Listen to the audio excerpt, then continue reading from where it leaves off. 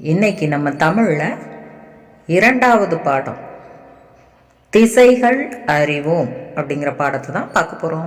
திசைகள் 4 என்னென்னு சொன்னால் கிழக்கு, மேற்கு, வடக்கு, தெற்கு. சூரியன் உதிக்கும் திசை கிழக்கு, மாலையில் சூரியன் மறையும் திசை மேற்கு, வடக்கு, தெற்கு.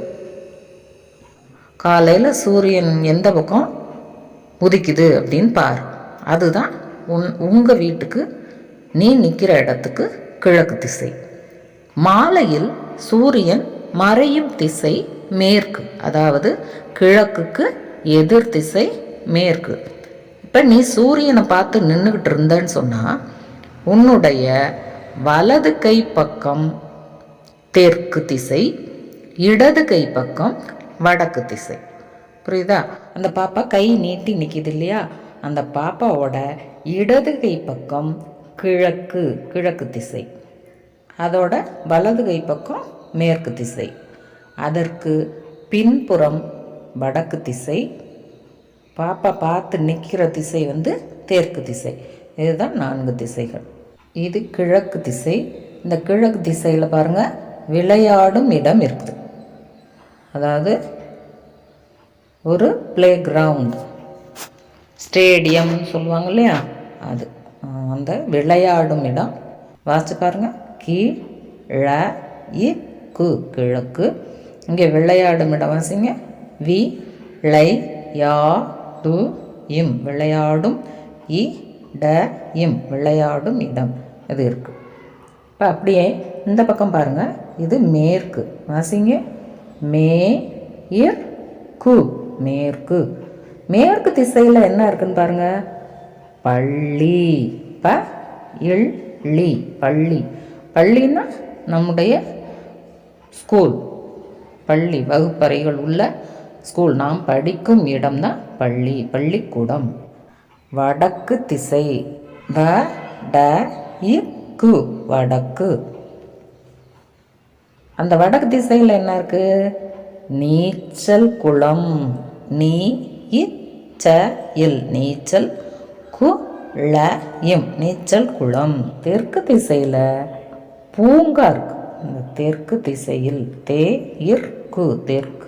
தெற்கு திசையில் பூங்கா இருக்கு.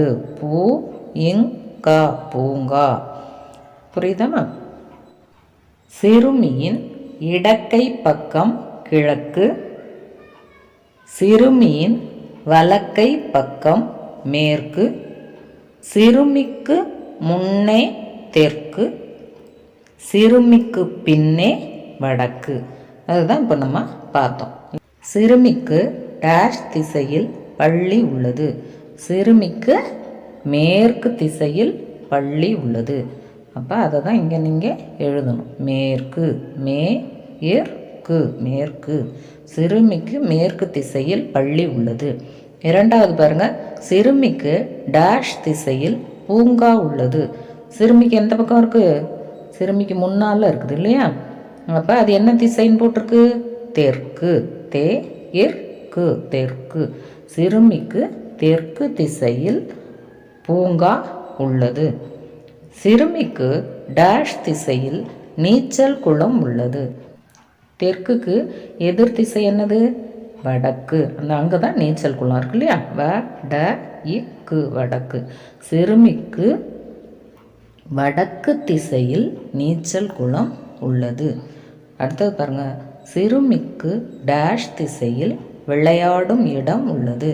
எந்த திசையில் இருக்குது, இப்போ நீங்களே பார்த்து சொல்லுங்க. இங்கே கிழக்கு திசை, கிழக்கு. சிறுமிக்கு கிழக்கு திசையில் விளையாடும் இடம் இருக்கிறது. சிறுமிக்கு மேற்கு திசையில் பள்ளி உள்ளது. சிறுமிக்கு தெற்கு திசையில் பூங்கா உள்ளது. சிறுமிக்கு வடக்கு திசையில் நீச்சல் குளம் உள்ளது. சிறுமிக்கு கிழக்கு திசையில் விளையாடும் இடம் உள்ளது. திரும்ப ஒரு முறை சொல்லுங்க. திசைகள் 4.